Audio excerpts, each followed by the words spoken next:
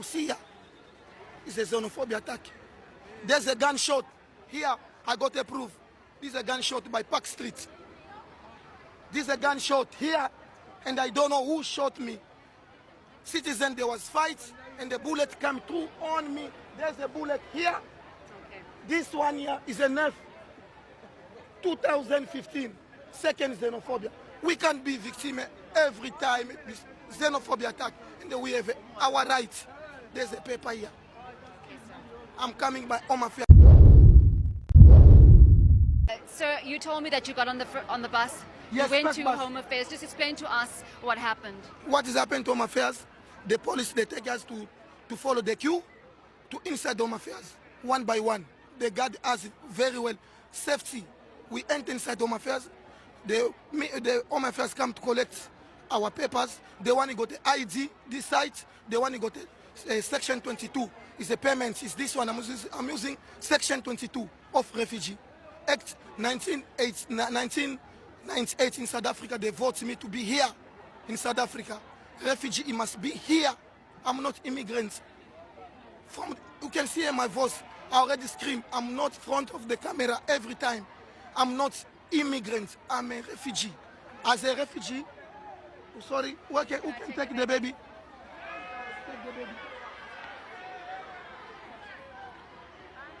There is the Section 22 in Act of South Africa Parliament. They vote me to be here.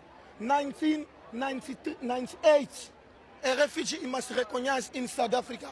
So governments he failed to teach a citizen what meaning of this paper. That's why we have this trouble here. When you went to the Home Affairs office now, what did they do?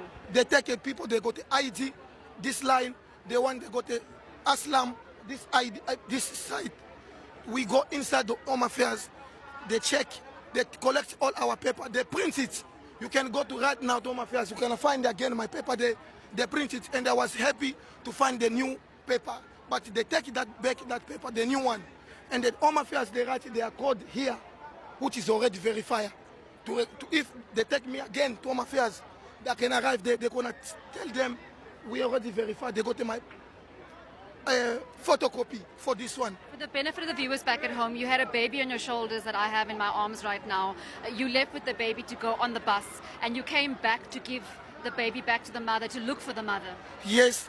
When I came, I thought there's a car again is waiting for us to bring us back here. No one, it was been taken for government to here, and there's a long distance. It's almost 20 minutes to walk here today. I walk with my foot here, I'm here, and the mother was left behind, but luckily we found the mother. After they released you in Home Affairs, what they say? The Home Affairs, they say, go back. So now you're going to go back to your house? I'm not going home, I'm not safety. So where are you going to go? There is a center that... We're going to sleep here until the government get a solution. It's not the first time. 2008, they did the same thing. They beat us as a refugee. There was a xenophobia attack for us. We lost our brothers. 68 people, they was died. But the government was hiding this stuff. But every time we was going to bed, someone who was attacked with xenophobia. Myself, I was attacked with xenophobia. 2015, there's an F here. There's a proof. 2015. So can I come in? There is a refugee center that eThekwini municipality has identified that all the foreign nationals will go to. You were on the first bus. Why are you not there? The people, they are here journalists. They are not a foreigner. They are refugee. Question me. The question is similar for refugee. I can't answer you any question for foreigner. I don't know about a foreigner. I know about a refugee. I know more about a refugee. As I'm a refugee from 1996. I ran away my country in 1996. Where are you from? I'm from DRC. I was 12 years baby. I lost all my parents. And I came to look for peace. In the country I see there's a peace in South Africa. I lost all my parents. You understand? 1996, I ran away. The first war. All this stuff you see here is a xenophobia attack. There's a gunshot. Here, I got a proof.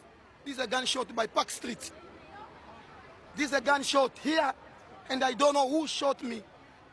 citizen, there was fights, and the bullet came through on me. There's a bullet here. Okay. This one here is a nerf. 2015, second xenophobia. We can be victim every time this xenophobia attack, and we have our rights. There's a paper here. I'm coming by Home Affairs. We are pleading South Africa government. They must protect us, please, as a human being, as a refugee. Unless if they fail to protect us, we got a two protection. Governments, where's the UNCR? They must talk to UNCR, the one who represents me in South Africa. They must sit down and they talk. They can look what is the problem is going on about me. About me to be repatriated home. I can't be repatriated home as a citizen say. I'm going to come here to fill the form. And then when I go home every Monday, there's a refugee, they come here, they're going back home. I'm coming from east of DRC. It's a way they killed 12 South Africa soldiers. It's where there was a war. That is my town. Thank You understand me? Thank you for talking to us.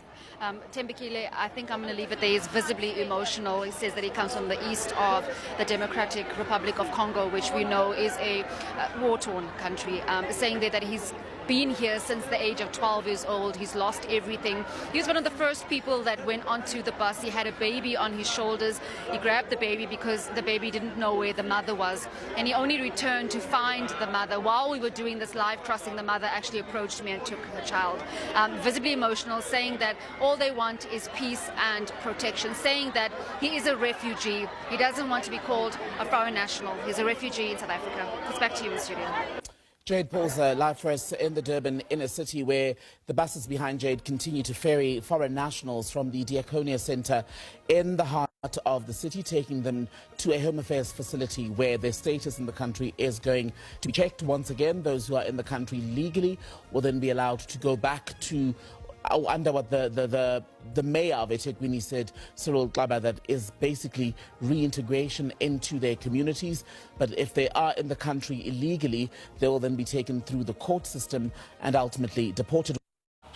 Hi people, welcome back again. If you are new here, please do also like, comment and share, subscribe and turn on the bell notification, and that will upload new video will be the first to be notified. To my return subscribers, you guys are the best. My new subscribers, thank you very much for the clip of video that you watch. I know that you have understand everything. South Africa keep going on and arresting undocumented illegal foreigners in South Africa.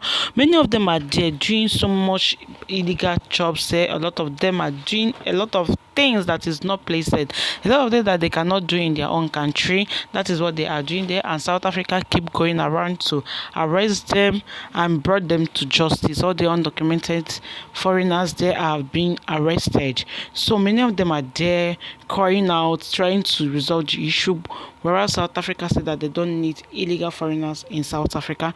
They want all of them to just pack and go leave my country. That is all they want. Thank God that Ghanaians are finally